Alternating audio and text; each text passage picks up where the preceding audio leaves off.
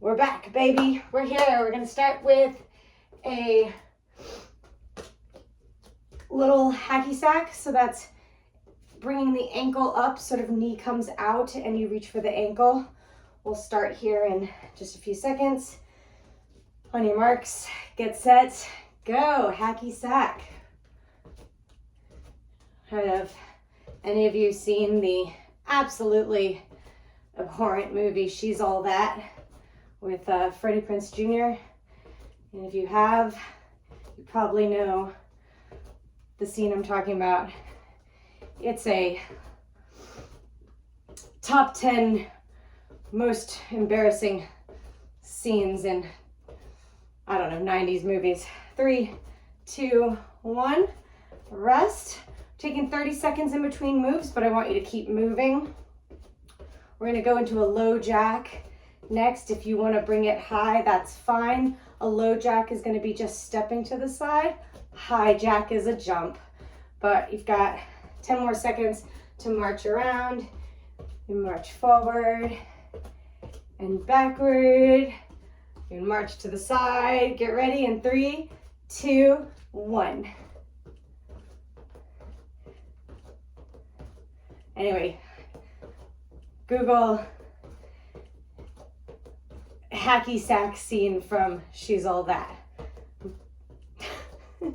And then comment below, or I don't know, text me.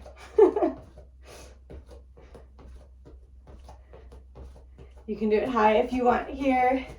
3, 2, and 1. Just don't piss off your neighbors if you've got folks downstairs, or wake up your baby, or whatever you don't want to do. Keep it marching in between. You can do a little side to side twisty shuffle thing here, little skip. Just keep it lightly moving. Active recovery in between these moves. We're gonna come down onto the mat for a Russian twist. You can grab the ball. I like the visual of the ball here. And we are twisting side to side. Remember, the twist is not just your arms flapping from side to side.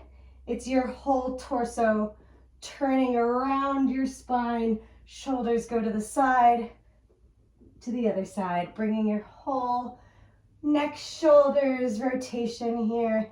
Leaning back, engaging the whole core. You are welcome to pick up your feet here if you would like. In 3, and 2, and 1.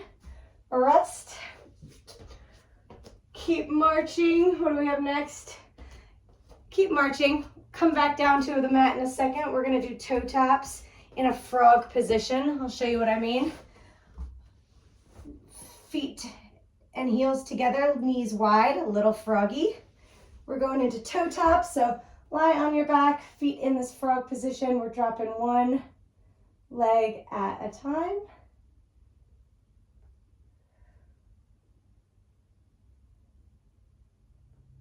You are welcome to do both legs at the same time, but what you want to make sure is that your low back does not come up off the ground. So if when you lower your leg, your hips are rotating, tilting forward like this, and there's a gap opening up under your back, tone it down, scale back. You might want to start with both feet on the ground and work on just lifting one leg at a time to start and build that core strength before you can work from both legs raised and dropping one leg at a time. I think we're probably over time. Yeah, we went way over time, but that's good. That's what you're here for. We've got knee repeaters on deck. Let's go. Right leg moves, left leg stands. We're driving the knee up towards our chest, bringing that energy back up. It doesn't matter if you did it for 30 seconds, 10 seconds, the whole minute. I'm terrible at keeping time, but I'm pretty good at working out, so stick with me, guys. I'm your weird Capitan. And rest. March around, keep it moving. We're going straight onto the other leg. If you started with your left leg moving, it doesn't matter. Just now do your right leg moving. I started with my right leg moving and my left leg standing, so I'm going to switch this time and drive with my left knee. Let's go in 3 and 2 and 1. Drive that knee up to the chest, bringing the arms down to meet the knee. Knee repeater. So called because of the knee repeating.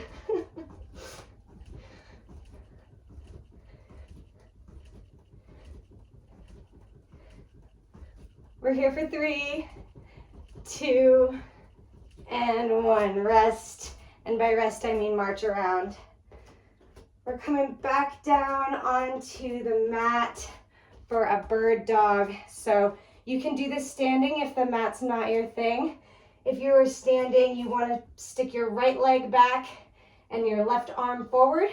You're leaning over slightly through the torso, and you are crossing knee or wrist or elbow to the opposite knee. On the ground, it looks like this. Left arm, right leg meet underneath you. Little crunch through the torso. Think about holding, still not rocking back and forth. Crunching in the middle. Extending out long, engaging the abs, the glutes, the upper back, and rest. We're gonna come right back into that on the other side, so feel free to pop back up and march or stay where you are. I'll demonstrate the standing again. So tipped forward about 45 degrees. This time you'll kickstand your left leg back and your right arm up, keeping that straight line through your body as you drive to meet the elbow and the knee on the ground here. Left foot out, right hand out, crunching underneath. The motion is similar to that knee repeater drive, but we're moving slower here. The emphasis more on core stability and strength rather than cardio. Really crunch through the middle and then extend along, engaging those glutes, and rest. Excellent. Next up is our donkey. I will show the standing version. Standing version, you will want to grab the ball behind your knee and kick backward like that. The glute's gonna feel it. Down here on the mat, same position, all fours, lifting that left leg up and down. I have my foot flexed like I'm trying to stamp my heel on the ceiling. It's a slow and controlled kick. Holding that ball behind your knee forces your hamstrings to remain engaged the entire time, and you'll feel it. You'll know what I mean. Great, rest. We're gonna go on to the other side. Let me explain a little further. In all fours here, we want our knees underneath our hips, our wrists underneath our shoulders, staying strong here, pushing up out of the ground, engaging our core. Everything is engaged in Pilates. We never flop. And we squeeze that ball between our knee or behind our knee, bringing it up, just kissing that back down to the mat. It just grazes the mat as we kick back up. I'm gonna flex my foot so I have that visual of my heel driving up towards the ceiling. When you get to where you think is the top, see if there's just that one more inch. It's the little in life where your glute just goes, oh, I had a little bit more to glute. 3, 2, and 1. Excellent. All right, moving on to a little arm action here. You can grab your weights. I'm going to kneel here just so you can see me better. You can stand, just stand tall and straight. Knees underneath the hips, slight bend in the knees so you're not locked out. Back tall, shoulders back and down. Hi, Rusty. You can't see him, but there's Rusty. All right, give us a little extra time. Let's start here with our low fifth. Arms rounded like we're holding a big beach ball. They come up above our head to frame our face, keeping that rounded through the elbows, all right? In 3, 2, 1, we're going low fifth, high fifth, low fifth. These are ballet words. Fifth, that's just what this position is called if you do ballet. If you don't do ballet, it's just like top circle, lower circle. Circle around my head, circle around my belly button. Those are the technical terms if you don't do ballet. Let's speed it up a little bit for the last few seconds here. Low, high, low, and rest. Taking our arms out to the side, palms down, we're going to rotate backward and then forward. I'll give you the cue to start. Remember to roll your shoulders back and down. Give yourself a little roll through the neck here. We'll start in 3, 2, 1. Arms out to the side. We're rotating up and back. Little circles out to the side here. Tight circles, arms stay straight. My arms are just slightly in front of my body rather than like trying to extend far out to the side behind me. Nothing should be straining. I mean, your shoulders are straining. Change the direction of that circle. Up and over to the front. That's right. Yep. 3, 2, and 1. Rest that. We're going into triceps, overhead triceps here. So your shoulders or your elbows are right by the sides of your head, by your ears. We're lifting up, just moving through the elbows. Everything else stays still and your triceps are going to hit it. We're going to start in just a few seconds. Arms up, back straight, neck long, lift and lower.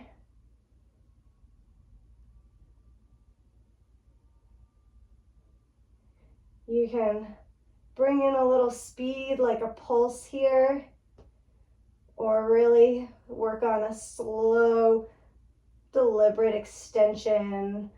Remember, it's always just as hard on the way up as it is on the way down. We're not letting gravity help us out here. 3, 2, and 1. One more move here. We're hinging forward through the hips again. Arms out in front of us. Underneath our chest, we're opening up into a wide fly here. Got a few more seconds to start. So you really want to think about those shoulder blades coming up and together. We're lifting from the whole back, not just from the arm. Join me in a reverse fly. When you get to that top, hang just that half second at the top. So the emphasis of the move is on opening and squeezing through the back, the scapula coming together behind you. This is your postural burnout for the day. In 3, 2, and 1. All right, we're coming into our last little segment here for right now. Grab your booty band if you have one and put it around your knees. We are going to do a bridge, a clam, a bridge, and a clam on the other side. So join me on your back. Knees bent, feet flat on the ground, pressing down through those feet. You're lifting up into a bridge and down. This booty band here will really force you to think about drawing the knees out, not collapsing in. So you really want those knees to stay in line with your hips as you push up into the bridge and back down, squeezing the booty there at the top. Hamstrings are engaged, feet are pushing down and flat into the ground. One more and rest. Roll over onto your left side. Knees are bent. Hips are in line with the ankles, are in line with the shoulders. Knees are stacked, hips are stacked, ankles are stacked. We open just the knee of that top leg without rolling back and opening up through our hips. So it's a small movement. Join me. Feet stay together, just that top knee opens and closes. Really squeeze there at the top of the motion and slowly bring the legs, the knees back together. Do not just flop closed. No flops. Last one. Excellent. We're going to go back into that bridge. You've got time to get there. I'm going to flip around so that I'm facing you again for the clam. Roll onto your back. Find that comfortable position, feet firmly into the ground, neutral spine. We're hinging up through the hips into bridge, not allowing the knees to fall in towards each other, but push away, staying in line with the hips. Let's go up and down, up and down. Think about drawing the heels towards the booty. That action really helps engage the hamstrings. We're hinging through the hips, up and down. The glutes, whew, they're like little, tight little raisins up at the top, wrinkly raisins. That's what I want you to think about that. The glutes are squeezing together so that they are like a wrinkly raisin. And rest. That way, that'll be the nice peach when you're not all clenched up like that. All right, back into our clam position. So stacked joints, hips are not rolled backward. They are, hips are stacked one on top of each other, not opened up to the side. Let's go with our clams. Little open, little close, little open, little close. Tiny but mighty here in Pilates.